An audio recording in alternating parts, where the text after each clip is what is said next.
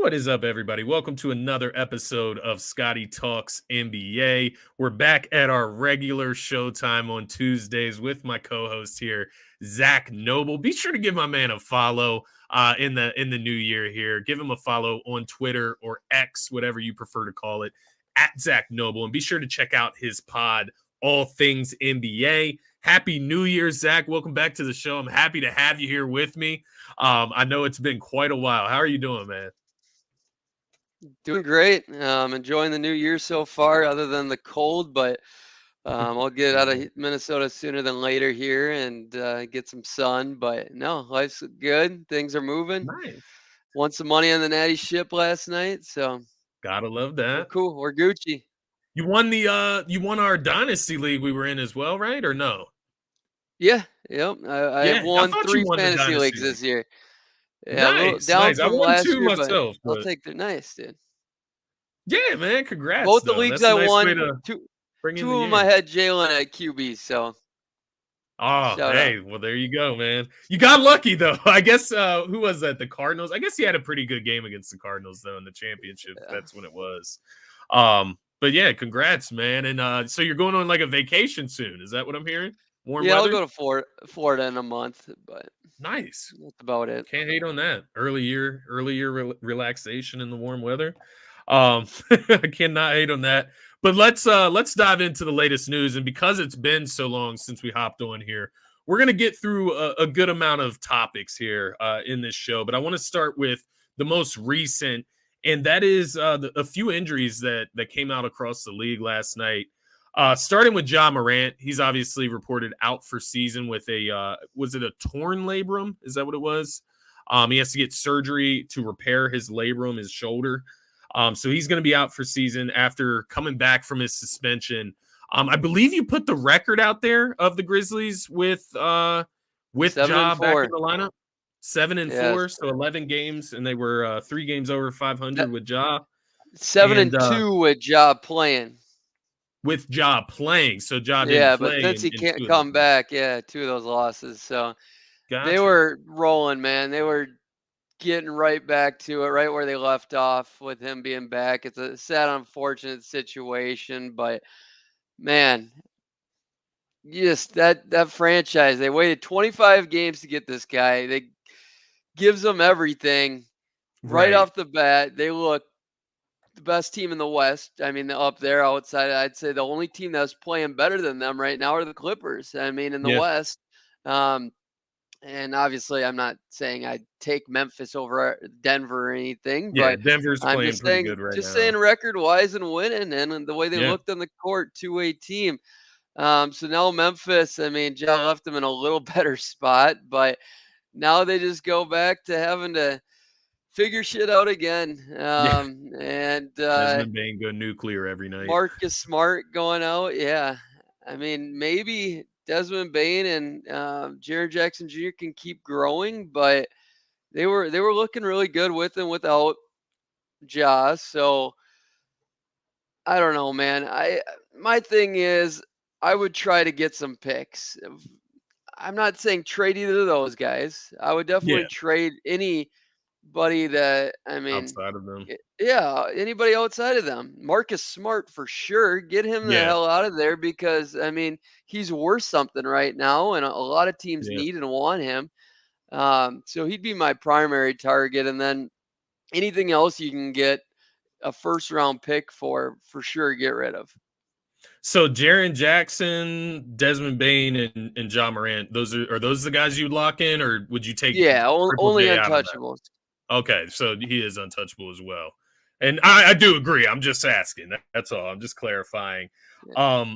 But when you look at this Memphis team, I guess the question I want to ask you is obviously it hurts them this season and their chances this season of just simply making the playoffs. But overall, man, as we look back on this Memphis unit, this core of Memphis that they've created, obviously Dylan Brooks left over the offseason. He's going to Houston, created a nice role for himself there and shows his value.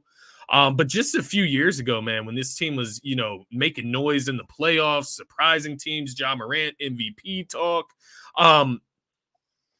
How much of a fall from grace, or where are you at with this team, their core, and what they can do going forward as a unit? Because it just feels like over the last few seasons, they just haven't been able to keep it together. Like whether it's Ja Morant injured, Desmond Bane missed time, Jaren Jackson missed time, Jaren Jackson foul trouble, right? Like it's just always something. Steven Adams out of the lineup. They needed a center latch. Like there's just always something going on with this unit. And so I just wonder if it's ever going to come together with like Desmond Bane, that trio that we just discussed there. I mean, Desmond Bane's in year 3, okay? So maybe year 4? And he's still growing, man. He was getting better before Ja got there, and Yeah. those are core pieces that, I mean, you Almost just anybody don't it would just love, right? and in NBA history, you just don't see that outside of like a James Harden situation where they're looking that good that early on, and you Yeah. break them up in year 4, essentially. Um, I don't even think about moving them because they still look good enough. It's the pieces around them that Not the they, fit. Yeah, it's yeah, not the that fit they've of been. those 3. I think those 3 fit excellent, honestly. Yeah. I think they Yeah. fit great. Just upgrade the talent and work on that. Now you got a time to do it where it doesn't matter. You can Fair. try working on the fit around Jaren Jackson Jr. and Desmond right now, because those are 2 guys that, I mean, their personalities aren't that outlandish where I don't think they're very um what's the word, high maintenance, where you got to Yeah. worry about keeping those guys happy for too long. I mean, you just plan on being great at beginning of the next year, but you better be ready, Yeah. and hopefully Great develop point. some more talent. So no, I mean, they're in a good position, Still. Yeah. still, yeah. And I don't see any drastic changes that need to be made, or any comparisons outside, like in league Gotta show history some to. patience. Yeah. Right, That's but kinda where they're at. even like an older version of them. Look at the Clippers sticking with Paul George and Kawhi Leonard. This is the most games they've ever played Yeah. together, and they're in year, what is it, 4 or 5 now together. Yeah, since Um, Kawhi came. Yeah. yeah. So I think it's year 4 for them together. Uh, so basically the exact same as Memphis, and injury riddled for sure. So, you know, you gotta see it play through all the way through, and like they've never. I mean, they haven't been at their peaks yet, so Yeah. it's really Yeah. hard. Like, Exactly. where the difference is, the Clippers, you've seen them at their peak, so you know what you're You know what they working can with do. at least. Yeah. Where Memphis, like, these guys are still young as hell. No, I do tend to agree with you, man. I think, the one worry I would get with them is just the injury concerns around Ja and kind of the way his style of play. But also that, it can have injuries happen to every single player. Sometimes you're just unlucky. And that really could be the case for Ja in this case as well. So yeah, I'm not out on Memphis at all, but maybe it is a good time for kind of like a reset button, right? The rest of this season, you don't have to worry about competing for a championship or even, Yeah. getting into the top half of the Western Conference. You don't have to worry about it. You can just focus Well, on bettering the basketball team and developing, like you said, and getting ready for Ja to return. And hopefully you have some other pieces like added in there, like you mentioned. What about the Tyrese Haliburton real quick, let injury? me ask you this. Yeah, yeah, go ahead. If one of these teams were willing to hold Ja Morant's injured body for the rest of the year, and maybe they basically are buying low on Ja Morant, let's say, because he's injured, and Memphis just was wanting to get crazy and get rid of him because Yeah, of these, brought him enough trouble. So, like, basically anybody 7 down in the West, the New Orleans Pelicans on down, um, and then in the East, Chicago on down. Like, just quickly going through it as a quick exercise, Chicago's got nothing Memphis would want, so get them out of there. yeah, Brooklyn, would I do Mikal Bridges in a heartbeat? Give me Mikal yeah. Bridges for John Morant right now, all day. Which Are you many saying would. that from Brooklyn or are you saying that from Memphis? Both perspective, or teams. both? Both teams. Yeah, because Brooklyn's got nothing going right now. Yeah, Okay. yeah, they're And going nowhere. Jaws Jaws got the higher upside. The difference is Mikal Bridges is good enough to get Memphis where they want, and Yeah, I think they're just as good with he'd Mikal fit Bridges. nice, beside Oh, Bane perfect. and Triple With J. what Yeah, they that's got going perfect on, fit. perfect. Yeah, and you probably could get maybe something a little on top of Mikal Bridges. That's probably my craziest buy low of the group. And then you go to Toronto. No, they got nothing unless no, nope, not Yeah. exploring Pascal for No. anything there.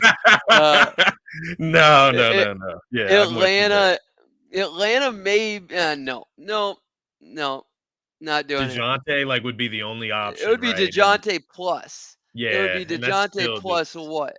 that's not enough, I feel. Yeah, for Yeah, Memphis, no way. no. Charlotte though is what's interesting. I mean, but like, why would Charlotte give up injured Lamelo? No, they're both injured, so fuck that, forget that. Yeah. Um, maybe if I mean maybe nah, because that would be the only way. So Charlotte's out. So really, we're just looking at Brooklyn, Washington, nothing. Detroit, nothing. And Cade's not good enough. Yeah, Um, maybe in some people's eyes, they might. There's crazies out there. Um, potentially, yeah, if they're just going off that. yeah. Houston, I mean, you'd have to go get crazy and go really young there. And Houston might think about it.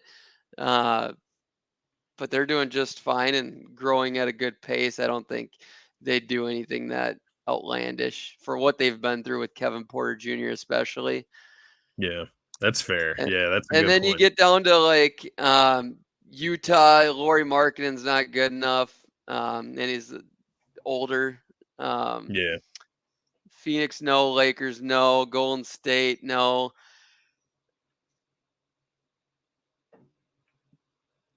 yeah, Yeah, that's about it, man. It's yeah, about Mikal yeah. Bridges.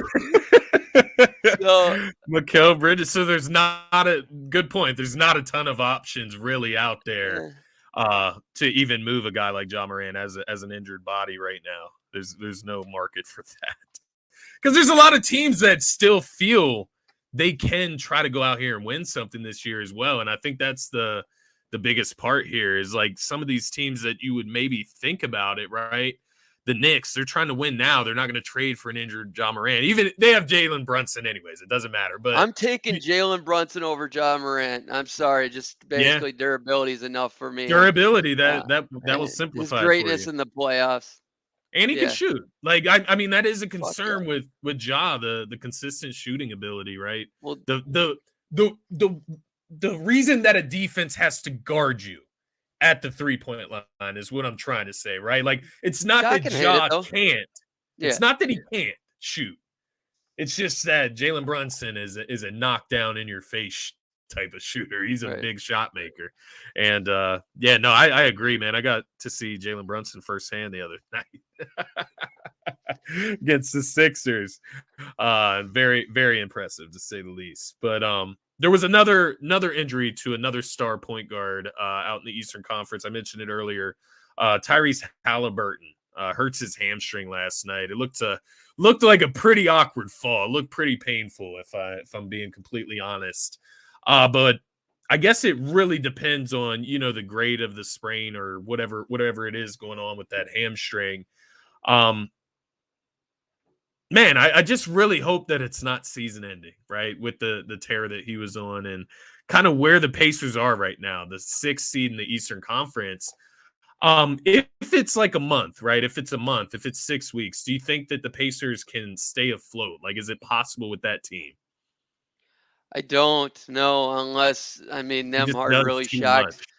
Unless Nemhard really shocks me. I mean Matherin is gonna go off here. I know Looked that, but great is he gonna? last night, right? Like, he Yeah. guided them to a win last night, but can you do that consistently?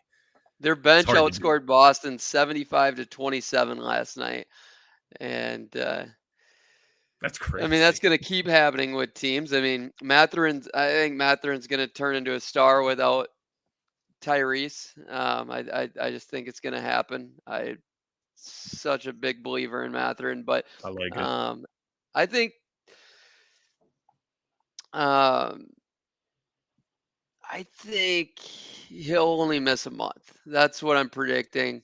Yeah. I think somewhere around there. But yeah, like most 20+ point games off the bench in the last 2 seasons. Bennett Mathurin 29, Norman Powell 24, Malik Monk 21. Um, they have the depth, but like I just don't think guys that are necessarily enough to win. Yeah. You're Um, asking you're asking for a team to replace 25 points, 13 to like 15 assists per night from a guy it's like Tyrese Haliburton, Yeah, and it's not the assists necessarily. I think it's more so the points and the impact of them. the Um, presence. yeah, I'm not gonna say what I was thinking.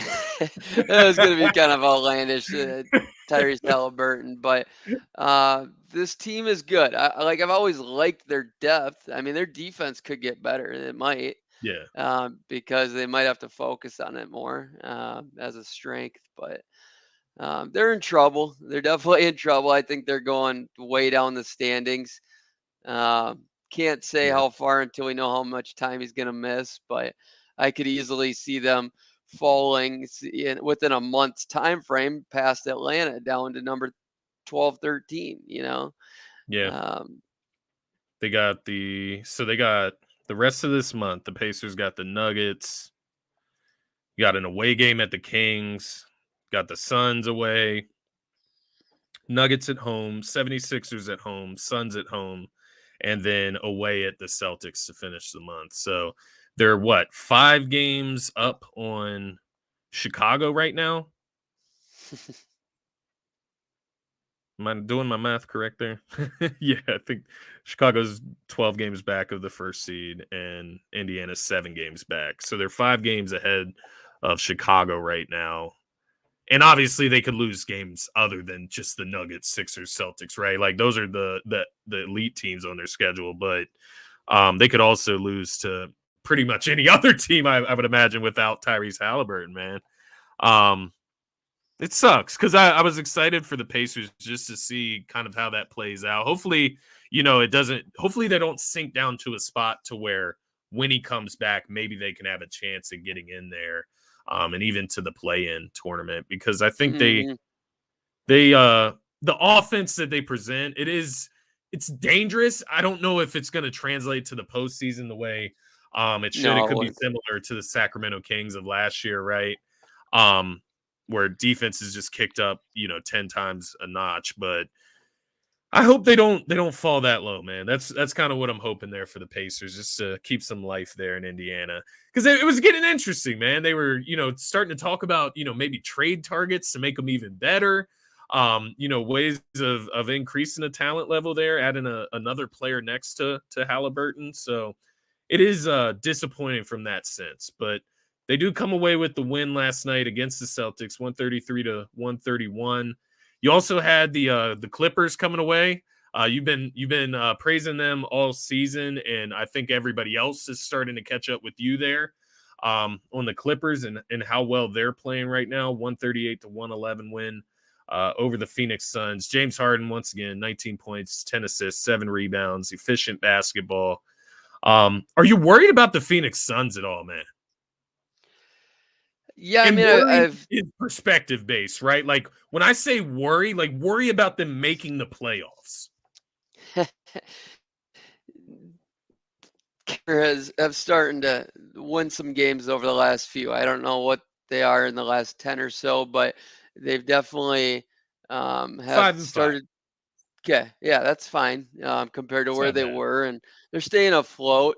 Um, I just didn't like Durant really sticking behind those comments and um, the smoke about him being worried about the bench depth, and this is what you're gonna get. This is the path you chose. I mean, figure it out.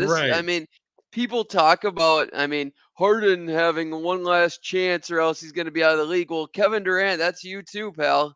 I Yeah. mean, like, I don't buy it for either of them. I'm not that guy, but if you Yeah. were, that's But if keep you're the going to same. use that narrative for Harden, Right. you can use it for KD as well, for sure.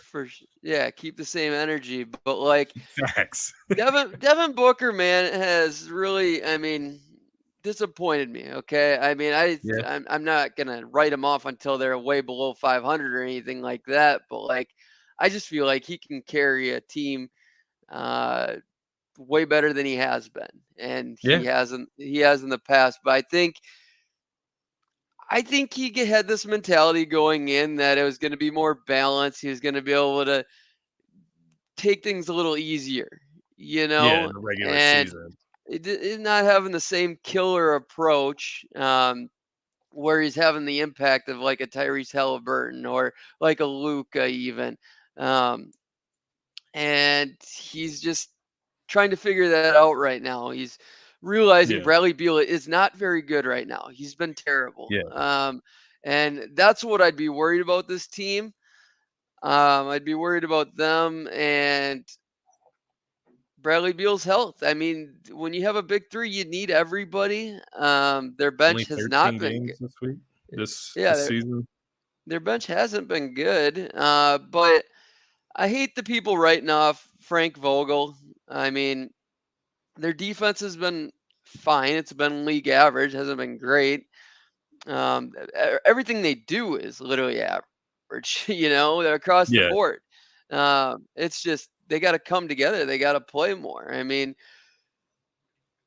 they're getting to the free throw line. That's about all they're doing that's elite right now. They're blocking a lot of shots. Those are the two things that they're ranking high on right now. But like shooting, they're fine. They got to play together as a team. And Frank Yeah. Vogel's not the offense, so it's those three players have to come together and figure it out. But Bradley Beal, 48, 30% from three.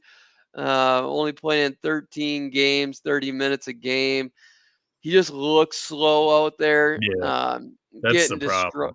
Yeah, getting The absolutely numbers don't destroyed. really describe how, I don't want to say bad. I mean, it is bad, but I don't want to say washed either, right? Rusty is the term. He looks Yeah, really rusty right now, and who knows if that rust can come off.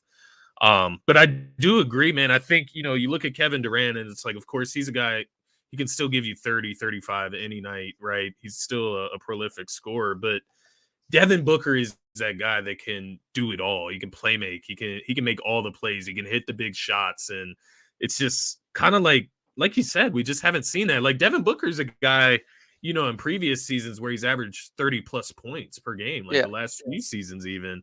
And it's not to say that you want him to have to do that, but you do want to know that it's there if you need him to do it. And I think that's kind of been the issue there this season. But yeah, the comments from KD, man, it's like, is nothing ever good enough? You know what I right. mean? Like, is it never enough to just have you on the team and like try to make up within the margins with that? It's just funny because he hates being and I'm a KD fan by all means. I love KD, but he's a guy that doesn't always take criticism well, right? Like he hates certain levels of criticism and just never really takes the accountability, it feels, either, man. But maybe I'm totally misjudging him there. I don't know what it's like in the locker room. It's just based off the comments that I hear come out from him publicly, man.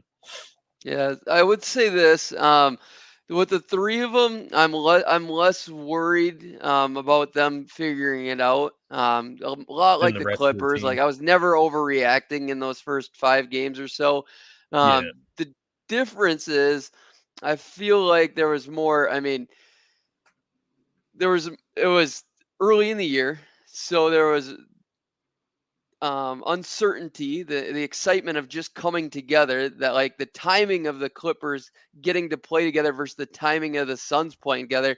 The Suns are coming off struggling without Bradley Beal when they should be great because Yeah. Booker and Durant are just fine and they played great last year together. It's like you should only be amplified into the super team with Bradley Beal coming in Yeah. there. That's where You're the elevation you're should come, missing DeAndre not Ayton and playoff. Chris Paul here, and quite honestly, I don't I don't think they should be bad, like, just by missing those 2. I like the other pieces enough, and I've always said this.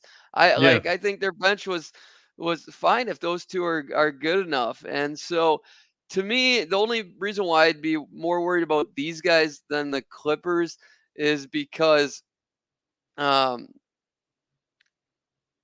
the timing of when they're coming together and the mentality of coming into that timing. Uh, but they're 0-3 right now in the first 3 games. It's kind of funny how they're going winless, but now they play Portland tonight or tomorrow, and they better be able to get that win. But you never know. I mean, trying to figure it out between the 3 of them, and they go against somebody that's playing hard when they're not playing hard, and um, just they have this lost mindset. Um, They play the struggling Lakers on Thursday in but don't LA. they play the Blazers first? They play the Lakers No, next. Oh, they're Blazers gonna get on dog Sunday. walked by the Lakers, man. Blazers on Sunday. They're getting crushed by the Lakers, and then they'll go 0-4 and they have be on the ropes against Portland. Then things are gonna get really interesting. Right. God forbid Portland has a hot shooting night or something, right? Right. No, I feel you, man. I'm not like out by any means on this team. You just got to see them play together consistently. See some more from Bradley Beal. Yusuf Nurkic, man, he's played all the games this year. He's actually played the most games on the team. So interesting enough there with the Phoenix Suns. I want to get your thoughts on another recent happening. It's not as recent, but it did take place, and it was the first big major trade of the NBA season this season. And it was OG Anunoby to the New York Knicks for Emmanuel Quickly, RJ Barrett, some draft compensation. Precious Achua goes with OG Anunoby to New York. I believe Malachi Flynn goes as well as part of that deal. But nonetheless, the big piece is OG, right? He gets inserted to that starting lineup. The Knicks, they're 4-0 since they've acquired OG Anunoby, and the fit seems to be working so far. You got the Raptors, they're 3-1 since the trade. Bright future there. I mean, Emmanuel Quickly, obviously love what his potential there and a bigger opportunity for him. RJ Barrett, he gets to go home to Canada. I think he'll be a lot more comfortable there to play his style of game. So I'm curious on your thoughts on this trade overall, what you've seen so far since the trades took place. And then if you do have a winner of this trade right now, maybe it's not going to be the same in the future, but maybe you have a winner right now. Who got the most out of this trade? But what are your thoughts overall here, man? Yeah, so when it initially happened, I definitely thought Toronto had a little bit of an edge here, just because Emmanuel Quickly buying low.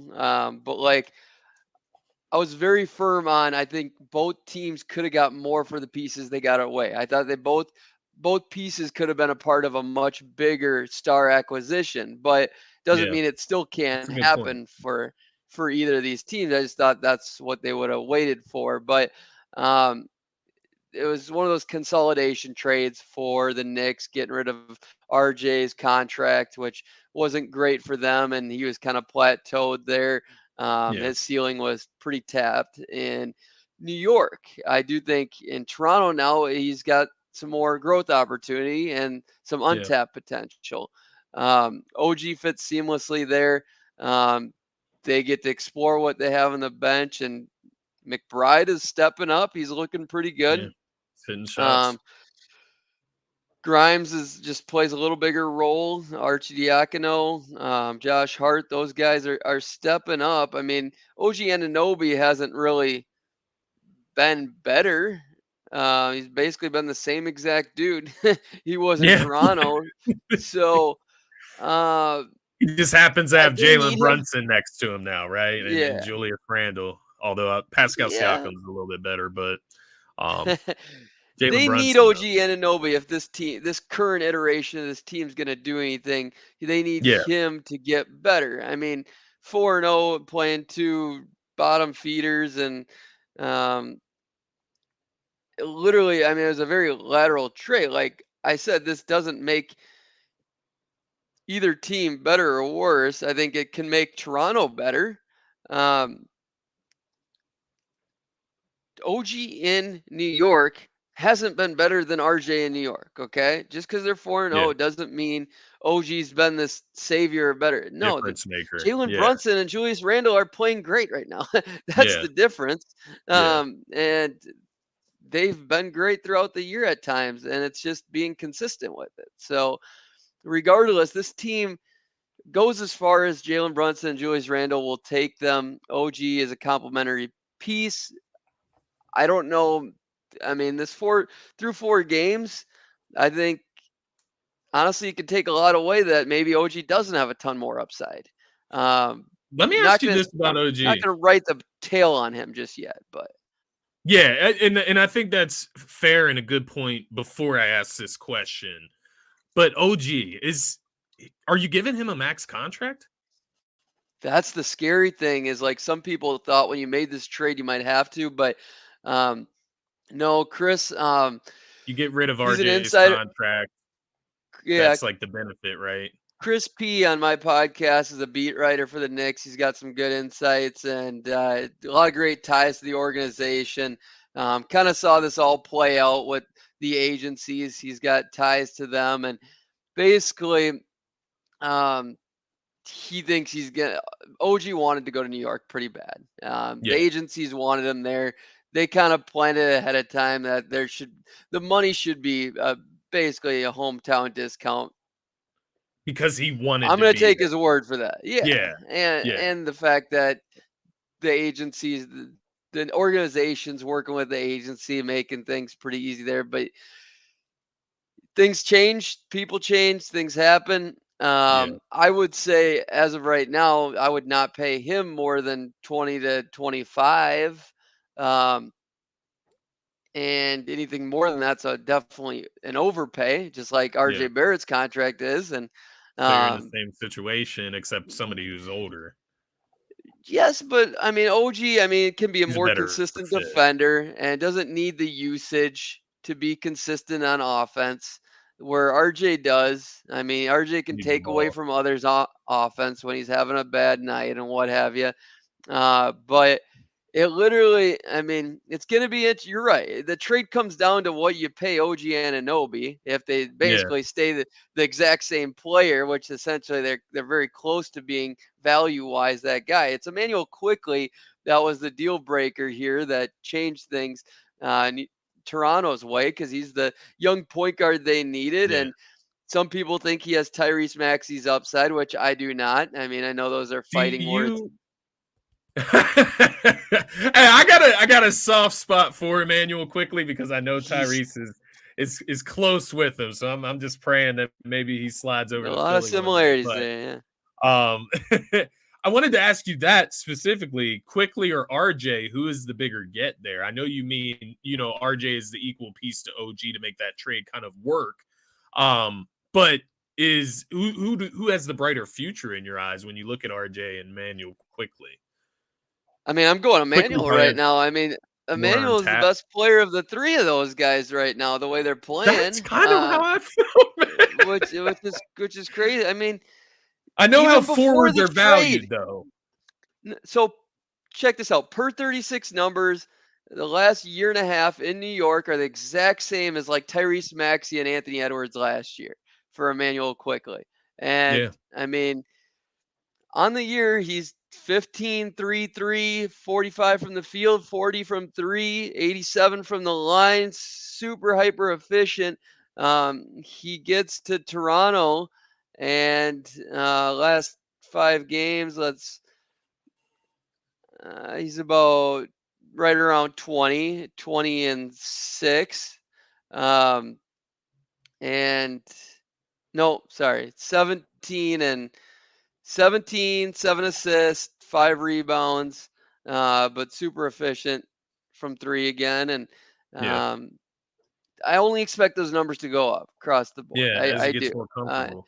he's as long as they keep winning, he's going to be the guy there going forward. 6'3" point guard. He's like Maxi. He's like Maxi in Philadelphia role wise and importance wise. The team is Emmanuel Quickly and Scotty Barnes right now for the future because they're going to get rid of Pascal. That's who they're building around, those two, which is fine. RJ might be just a complimentary piece, or he could just be a placeholder for a little bit. Yeah, no, I think that's a very good point. I kind of agree with you there on Emmanuel Quickly. We'll see how that plays out, but it kind of takes my attention to another area of the Toronto Raptors that I wanted to ask you about, and it's obviously Pascal Siakam, whose name has been mentioned across the board. I was talking about the Pacers earlier. That was a name that has recently been mentioned alongside Pascal Siakam's. Now, Haliburton injury may change that perception, right? Maybe they're not as aggressive to go out and improve the team now, depending how long he's out. But looking at Pascal Siakam, I just wanted to kind of get your view on things. Where do you feel, as far as like a good fit for him in the next part of his career? Do you see it as him going to like more of a rebuilding team, or is he a piece that championship contenders should want to add? Because I'll give you the teams that come to mind for me immediately when I hear Pascal Siakam and trade rumors. It's the Dallas Mavericks with Luka Doncic and Kyrie Irving. I think that I actually love that fit, depending on what you would have to give up. The Sacramento Kings, I think, are interesting as well, given where they're at right now. Like they're kind of in a space where they were good enough to make the playoffs, but are they good enough to compete for real? And I don't think they are, the way they're constructed right now. And then the other team being those Indiana Pacers, which jury's out on them with Haliburton. An honorable mention that I would throw in with those three, the Houston Rockets. I don't know what they would have to give up to get a guy like Pascal. I don't know what the fit would look like with Sengun. I don't know if those two fits would clash. So that's a little bit of where the hesitation comes from there. But from your eyes, like, where do you see Pascal Siakam? Does he finish this season out in Toronto? Like, where do you see him ending up? If he finishes in Toronto, Masai should be fired. And he won't be fired, but he should be in Right. my eyes Yeah. because Pascal's going to be a Malpractice. free agent. You gotta get something for him. Uh, Team, your list is good. I like the list. I would say Indiana. Wait to see where Haliburton is, and Yeah. if he's only going to be a month or two, definitely try to trade for Siakam. Stay Do what you afloat. can Yeah. there. Yeah. Yeah, oh, he should be able to definitely keep them afloat where they are if they got Siakam. Yeah. Dallas, Siakam makes him a true contender in my eyes. I think he's that last missing piece for him. He'd be perfect there. They just probably don't have the best package for him. Yeah. I agree. For Toronto, it'd basically be picks and filler. But that's where I'd love to see him. I mean, that'd be my number one destination. Sacramento. That's the biggest increase as far as like potential and competitive level, right? The Yep, Dallas Mavericks is that team that is pushed over the hump there. you got it. And Sacramento, man, I mean, I'd be cool with it just to see Fox and Sabonis team get better. It would make them better. It could make them a second Yeah. round team, maybe conference finals, depending on how much Pascal does for their defense. I don't think he'd do enough. Yeah.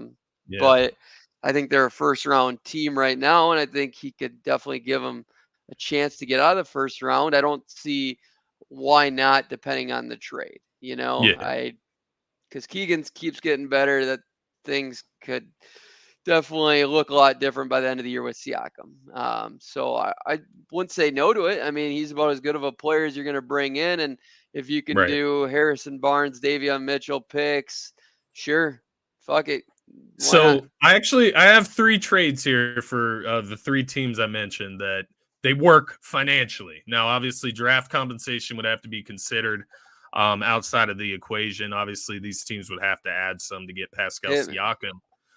But I'm interested just gauging your value on Pascal Siakam because I know it's going to vary depending on who you talk to, given the contract situation where the Raptors are at currently. So for the Sacramento Kings, one deal that works would be Harrison Barnes and Davion Mitchell, as you mentioned, both of them. and then Kevin Huerter as well. And then, obviously throw in draft compensation if you please. Now, obviously, the kicker with this trade, you got Harrison Barnes 3 years left on the contract, it looks like, and then 3 years left on the Kevin Huerter contract. So maybe that makes that trade a lot less appealing. And maybe you have to, take one of those guys off in Kevin Huerter and Harrison Barnes, like you mentioned, and maybe amp it up with some draft compensation. But I'm not sure how the financials would work in that case. So that trade works, right? You said?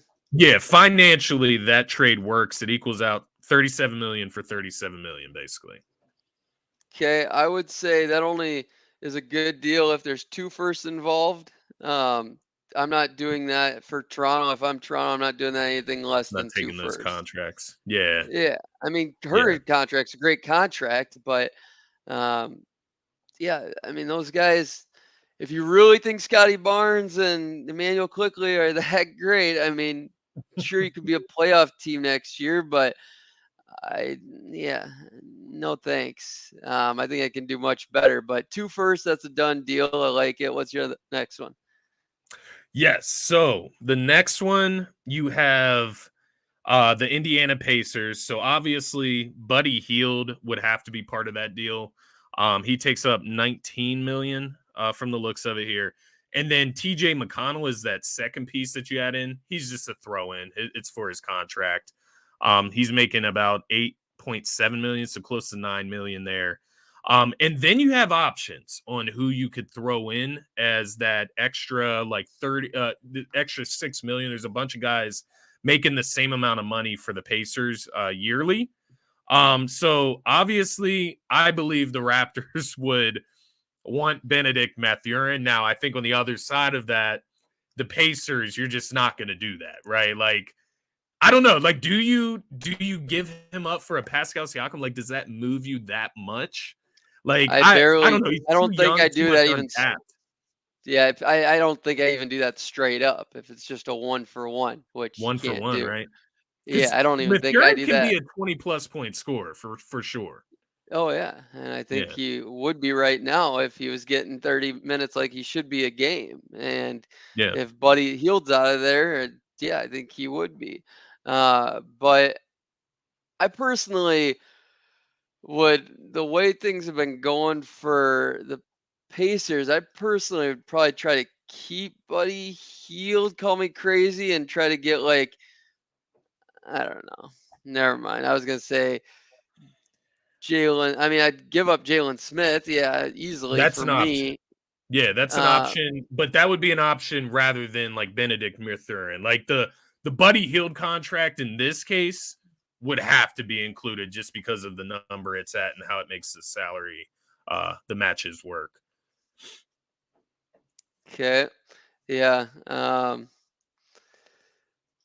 So it What if probably you just did? doesn't work What if outside of you? draft Let's compensation. see here. What if you did OBTJ, Jarris Walker for Siakam? Is that not enough? OBTJ, Jarris Walker.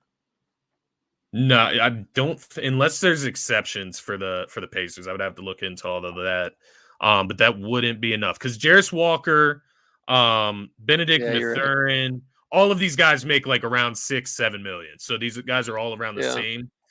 Whereas Buddy Hield is making 19 yeah. million, close to 20 So, million. Buddy, you're right. Buddy's got to go. So I would try to take TJ out of there. I think he's valuable in Keep a Indiana. 30 piece there. A lot less valuable in there. But if you're gonna give up, I mean, Toronto would want Jarris Walker, Jalen Smith. I'm willing to give up one of those guys for Yeah, sure.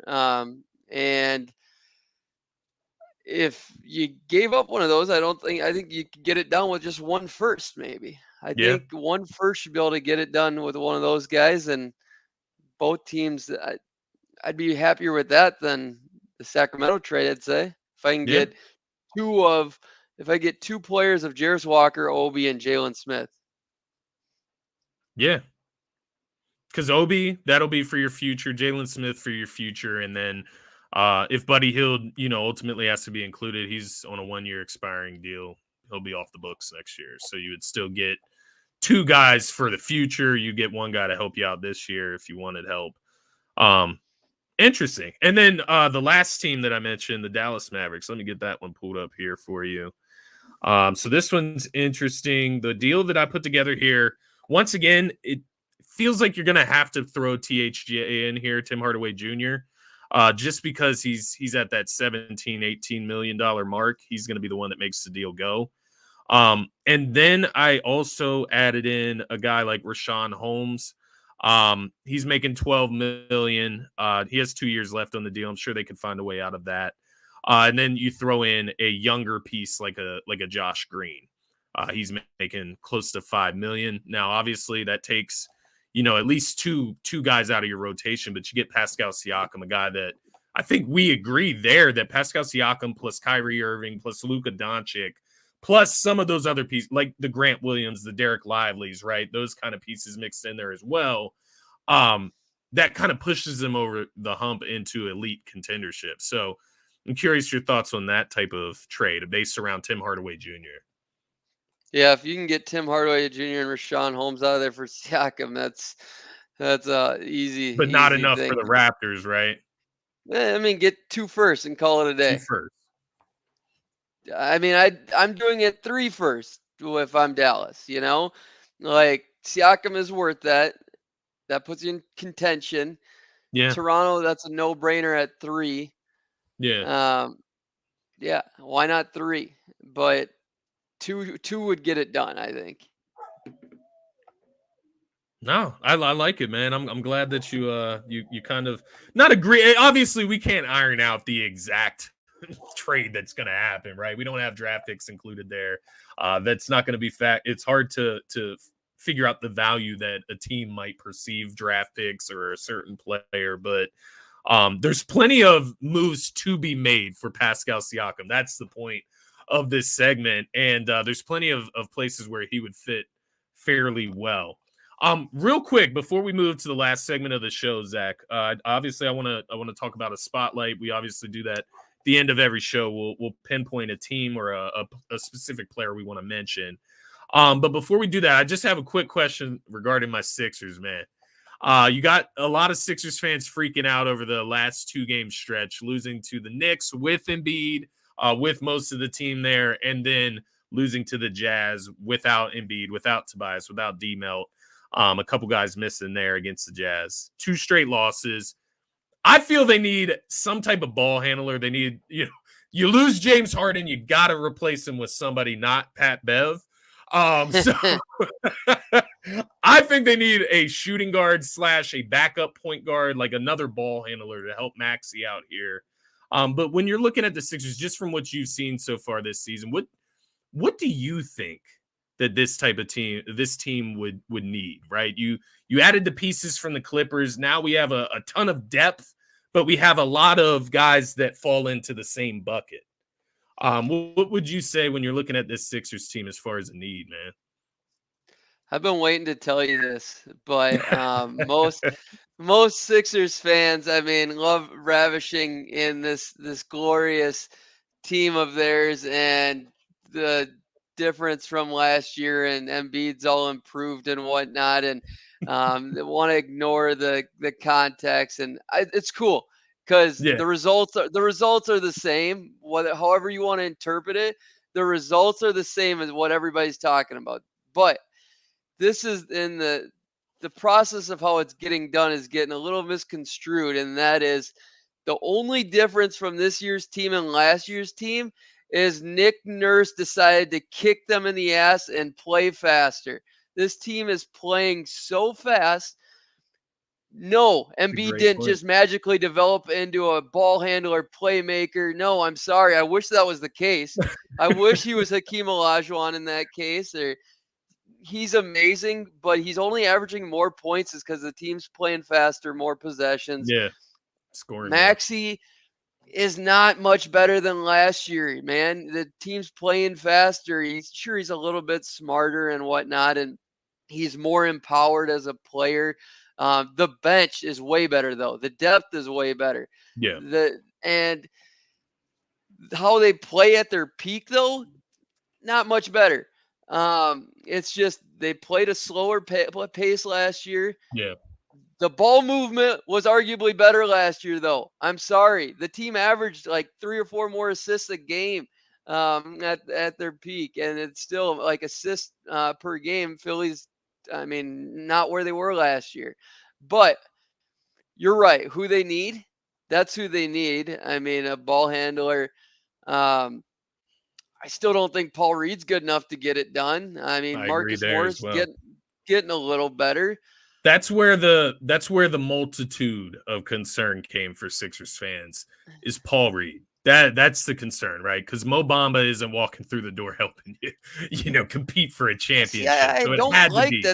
you're right. And I It like that had to be he Paul came Reed. in, but I don't like that he hasn't been played. Yeah, I do. I agree there, man. I think there's times this season where Mo Bamba could have gotten an opportunity um, for a few more minutes, especially these games where Embiid's out. Like, I think that's the thing. It's like when Paul Reed comes in for Embiid, the Sixers have to play a completely different style of basketball. Yeah. Whereas with Mo Bamba, by no means is he anything close to Embiid, but at least he operates in a similar fashion. He's a bigger guy, he's over 7 feet tall. He can shoot the three if you ask him to, right? So like he can defend the rim a little bit better than Paul Reed. So like Yeah. that's where I'm at. Like I'm not saying that Mo Bamba is the answer there, but I'm curious. Right. And I think he truly could be the answer. I mean, like I think he very well could be. And like I still believe this team, like if everything was at their best and everybody played perfectly, I think this team's constructed just fine, could win. And they don't need anything else. Fair enough. But we don't know because they're not being played or no, like we haven't seen Yeah. anybody, like the only people we've seen at their highest potential, greatest outcome is Embiid, Maxey, Oubre, Yeah. right? Anybody else? Maybe Pat Bev. Yeah, throw him in Pat there. Bev's been pretty good. The Anthony Pretty good. Melton, we've seen him at his peak. He ain't getting any better than what he's been. Yeah, I So, agree there. yeah, I those agree. guys. But like Marcus Morris has ways to go. I mean, he's getting better, man. He's 43% from 3 now. Yeah. Uh but his confidence comes at around the 20-minute mark, and will he ever get that to Right. be an absolute savage and a dog and a clutch shot hitter that this team might need? I still believe in it, but I mean, I'm telling you, he wants his 17 minutes a game. Those extra Yeah, 3 they minutes make will the matter, difference. and it's Um, funny how that works. DeJounte Murray, does he make sense for the Sixers? God, I'd love it, dude. I'd love it. Makes a ton Um, of sense to me, but there's a oh, lot of people telling me the fit's it'd be off.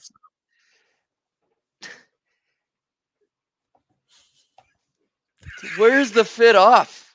Yeah, I don't understand it, dude. I really don't. It's made me feel Explain. crazy You think because DeJounte is gonna hold on to the ball, post up in the mid range? Um, great, Tobias Harris. great. Go get a clutch. Yeah, be Tobias Harris with defense, and a great passer, playmaker. Oh, take all the flaws you're missing in Tobias Harris, Yeah, amplify them, and bring in the good shit. yeah. Sounds Makes good to sense to me, me, man. man. It makes sense to me. Um, that being said, man, let's get out of here with the last segment. I know I got to get you off of here very shortly. I'm going to throw it to you. My spotlight of this week, Zach, to finish the show. I'm going with the Utah Jazz. I think they've been playing a lot better of late. Ooh, They're 8-2 in their last 10. Obviously, got to see them firsthand on Saturday. Got to watch Lauri Markkanen torch us to lead them to victory right here in Philadelphia. But they also beat Milwaukee last night. So that was another good win on the road. No Dame, just to be clear. But they did beat Milwaukee and Philadelphia in a row here. And then just Lauri Markkanen. Obviously, there's been talk, trade block. Should he be traded? Will he be traded?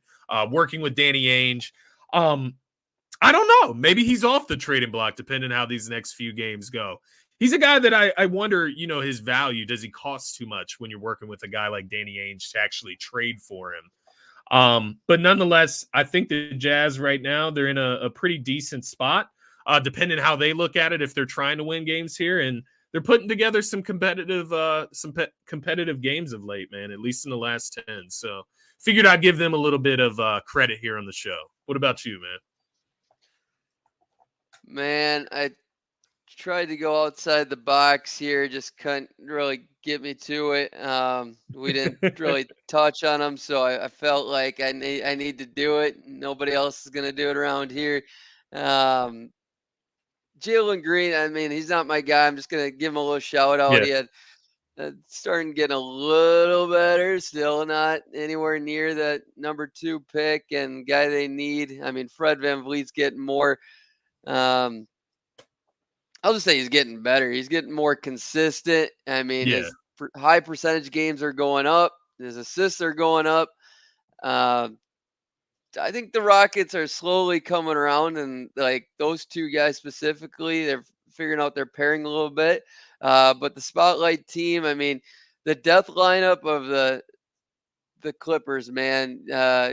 Harden, Kawhi, PG, Norman Powell, Zubac, just after last night's game going against the other big three, just dismantled them. Yeah. Was a 48-44 midway through the second, and they said, "Nah, we ain't putting up with this bullshit no more." And from that point on, it It just was was light impressive. years. It was Yeah. light years, and Especially coming off a tough loss to the Lakers, man. It was important for the Clippers to bounce back like that, right? Like the brother, right? The brother in town, the older brother, the LA Lakers.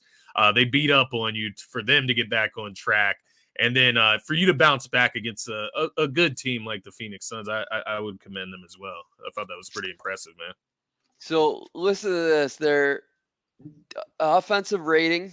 This lineup when they play together, that 131 offensive rating, 96 defensive rating, plus 35 net rating, 56 from the field, 47 from three. Ain't nobody better than that right now. These guys are Not right now. rolling. No. I just want to see them one playoff run completely healthy. Um, their bench, I mean, Amir Coffey's still been solid. Westbrook is doing whatever they need. He's been as good as any sixth man in the league. I just I don't see them needing much more. Daniel Tice has been more than good. Um, yeah, I don't think they need it, but I mean, could get a little boost of a little bigger bench. Yeah. I still want Bones Highland, but Norman Powell, man, I can't say it enough. That guy is so I good, see, and the thing with Bones so Highland, it's good. funny because I was gonna sit here and be like, yeah, a guy who I would like for them to come off the bench as a scoring punch with Norman Powell, guy like Malik Monk, and it's just like, well, You got I'm, Malik I'm Monk. not saying Bones and Malik Monk are the same player by any means, but I mean they got similar skill sets in my eyes, so Yeah, it's like you do have everything you need right here in house. I agree, man. yeah. Terrence Mann coming around as well. His shooting, man, his shooting is Yeah, starting to like doesn't have to take that extra dribble. He's just catch and shoot now yeah, too. the confidence. It's the most fun I've had watching a team, honestly, outside the Timberwolves in a long time. And I want it to continue. They could easily finish as the number 1 seed. Yeah. It's fun. It's way too much fun. It is. Not It's fun for the not league. Yeah. not more. I can't think right now like anybody that's close. I mean, Denver hasn't. OKC's close. I'll give them that. OKC's fun. They're fun. They're very close. New Orleans isn't consistent enough for me. Orlando's just dogs. I mean, Yeah. they'll get sloppy, dirty wins, They and could use some shooting themselves. They they could could use some use a floor lot. space here. But like, Yeah. they're doing the Point best guard. with what they got. Yeah, facts though. It is interesting though, man. I do feel you. But maybe, maybe Dallas can get into the conversations if they can acquire somebody like Pascal Siakam. Even what about Jeremy Grant, man? Even he could he's a guy that could be moved as well for I'd love to see to a him go contender. somewhere, man. I hate seeing him Yeah. wasted. Like Dallas would be a Yeah. great spot for him. I'm not gonna say he makes them a full contender, but I think he gets them a little bit closer. Yeah, that would Imagine be like giving a a consolation prize. If you were going after Pascal Makes sense. Siakam, you get Jeremy Grant. That's pretty solid. Every team should want. I take that back. That's a hefty contract. Not every team, but if you got some shit contract. How would you You feel know about what? Jeremy Grant to the Sixers? That's exactly took the words out of my mouth. Do that 42% from switcheroo. I'm three? good. No, Yeah. I mean he was part of the process, man. That'd Bring be it full fun. circle. No, I'm with you, man. But let's get you out of here. It was good to have you back, Zach. Back on the pod here, Scotty Talks NBA, guys. Be sure to go give Zach a follow on X or Twitter, whichever you prefer to call it these days, at Zach Noble. And be sure to check out his podcast, All Things NBA, on YouTube. For myself, for Zach, have a great day and enjoy the rest of the week. We will be back next Tuesday to shoot the shit. Peace, everybody.